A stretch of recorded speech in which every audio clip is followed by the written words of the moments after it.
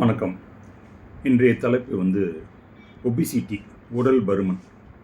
ஒபிசிட்டின்னு நம்ம அதிகமாக குண்டாக இருக்கிறது நம்ம ஒபிசிட்டிங்கிறோம். இதை நம்ம எப்படி கணக்கிடுனா பாடி மாஸ் இண்டெக்ஸ், பிஎம்ஐன்னு சொல்லுவோம்.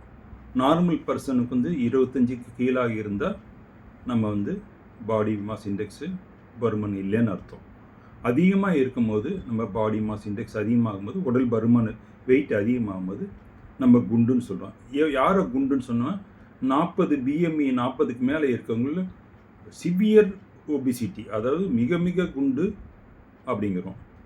அதே 35 39 இருந்தால் குண்டு, சிவியர் குண்டு, அதாவது அதிக உடல் பருமன் உள்ளவர். அதே 30 35 இருக்குன்னா குண்டு, அதாவது ஒபிசிட்டி ஆரம்பிச்சிச்சு அப்படின்னு. ப்ரீ ஒபிசிட்டி 25 29 தாண்டும்போது ப்ரீ ஒபிசிட்டி.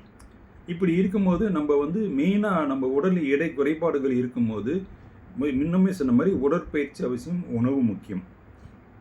இதில் நம்ம அதிகபட்சம் வேஸ்ட் சர்க்கம்ஃபரன்ஸு அதையும் பார்க்கணும். ஃபார் ஃபீமேல் ஒரு பெண்ணுக்கு 35 இடுப்பு சுற்றளவு 35 இருக்கணும். அதுக்கு ஆணுக்கு 40க்கு கீழே இருக்கணும்.